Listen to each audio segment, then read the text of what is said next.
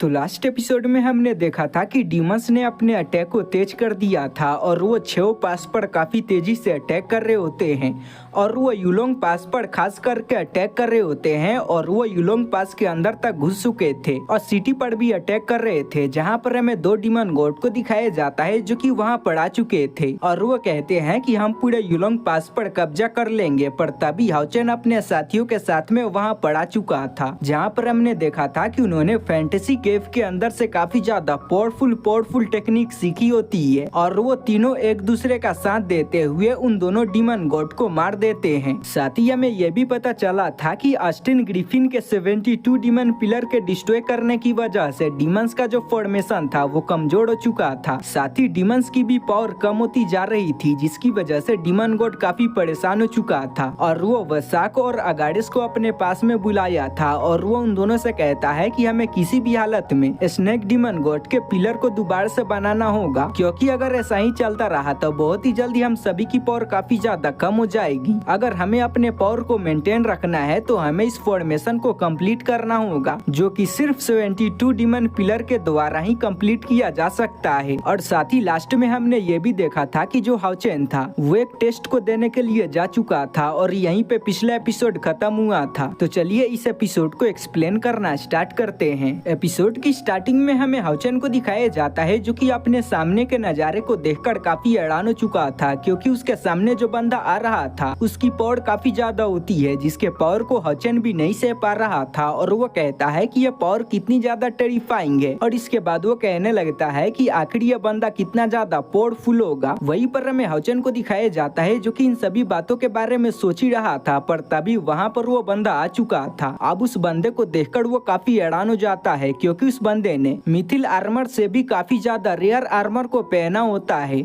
जिसका नाम golden armour होता है। और वो इस आर्मर को देखकर काफी हैरान हो चुका था और इसके बाद हमें इसके बारे में बताता है और कहता है कि ये जो आर्मर है वो मिथिल आर्मर से कई गुना ज्यादा पावरफुल है। साथ ही साथ इसके अंदर आप अपने स्पिरिचुअल पावर को भी स्टोर कर सकते हो, जो कि 1 लाख तक है, जिसकी वजह से आपको फाइट के अंदर काफी ज्यादा फायदा होने वाला है। पर वो इस टेस्ट को देने के लिए रेडी हो चुका था और इसके बाद वो अपने टेक्निक को रेडी कर लेता है और उस बंदे के साथ में फाइट करने के लिए रेडी हो चुका था और आगे बढ़ता है। और इसके बाद वो अपने एक टेक्निक का यूज करके उस पर अटैक कर देता है, पर हमें उस बंदे को दिखाया जाता है जो कि उसके अटैक को काफी आसानी से रोक देता है। हाओचेन उसको एक खरोच भी नहीं पहुंचा पाता, पर इसकी वजह से वहाँ पर काफी ज्यादा पावर रिलीज होती है। वहीं पर हमें उस बंदे को दिखाया जाता है जो कि हाओचेन से कहता है कि बच्चे तुम्हें यहाँ पर सावधान रहना चाहिए, क्योंकि मैं तुम पर मर्सी नहीं दिखाने वाला हूँ। जहाँ पर हमें हाओचेन को दिखाया जाता है जो कि कहता है कि तुम्हें इसके बारे में परेशान होने की कोई भी जरूरत नहीं है। तभी हमें उस बंदे को दिखाया जाता है जो कि तेजी के साथ में आगे बढ़ता है और हाओचेन पर अटैक कर देता है। हाओचेन भी उसके अटैक को रोकना स्टार्ट कर देता है, पर वो बंदा काफी पावरफुल था, जिसकी वजह से हाओचेन को उसके अटैक को रोकने में काफी दिक्कत हो रही होती है। जिसके बाद वो बंदा अपने स्वॉर्ड का यूज करके उस पर अटैक कर देता है, जिसके प्रेशर की वजह से हाओचेन काफी दूर जा चुका था। वेल तो नेक्स्ट सीन में हमें उस बंदे को दिखाया जाता है जो कि अपने पावर को रिलीज कर रहा था और दोबारा से हाओचेन पर अटैक करने के लिए रेडी हो चुका था। वेल पर हमें हाओचेन को भी दिखाया जाता है जो कि गुस्से में आ चुका था और वो कहता है कि तुम्हें क्या लगता है तुम इतनी आसानी के साथ में बार बार मुझे जख्मी कर सकते हो।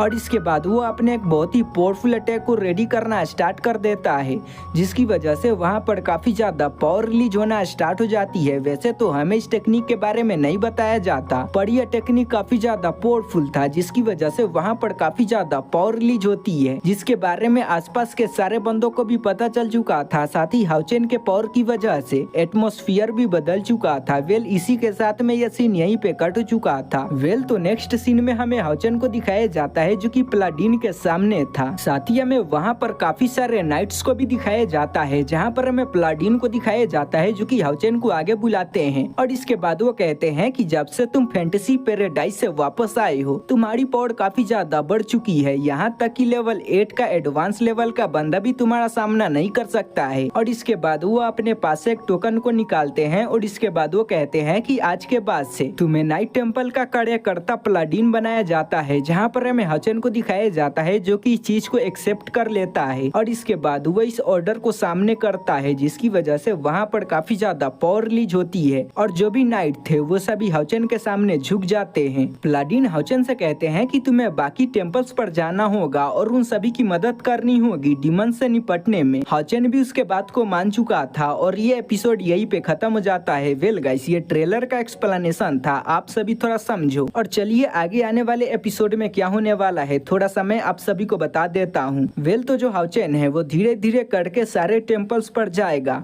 और उन सभी की मदद करेगा और साथ ही वो वहाँ से अपने साथियों को भी रिक्रूट करना स्टार्ट कर देगा। और जब वो चेनिंगगढ़ के पास में जाएगा तो उसे पता चलेगा कि जो यांग है उसको डीमंस ने बंदी बना लिया है और जो चेनिंगर होती है वो हाउचेन से रिक्वेस्ट करती है कि तुम्हें यांग को बचाना होगा।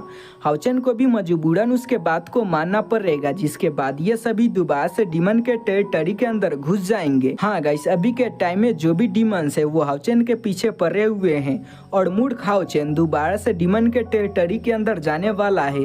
वेल तो आप सभी का इसके बारे में क्या कहना है आप सभी कमेंट करके मुझे बता सकते हो। और साथ ही अगर आप सभी कमेंट करते हो तो मैं बहुत ही जल्दी इसके नोवेल के एक्सप्लेनेशन को भी अपलोड कर दूंगा, जिसके अंदर आपको आगे के आने वाले स्टोरीज के बारे में पता चलेगा। वेल तो अभी हाउचेन को डीमन टेरिटरी के अंदर जाने में समय है, तो आप सभी अभी से ही सपना देखना बंद कर दो कि आने वाले एपिसोड में आपको और भी खतरनाक फाइट देखने को मिलेगा। 4-5 एपिसोड के बाद ही आपको खतरनाक फाइट देखने को मिलने वाली है जब हाउचेन डीमन के टेरिटरी के अंदर जाएगा।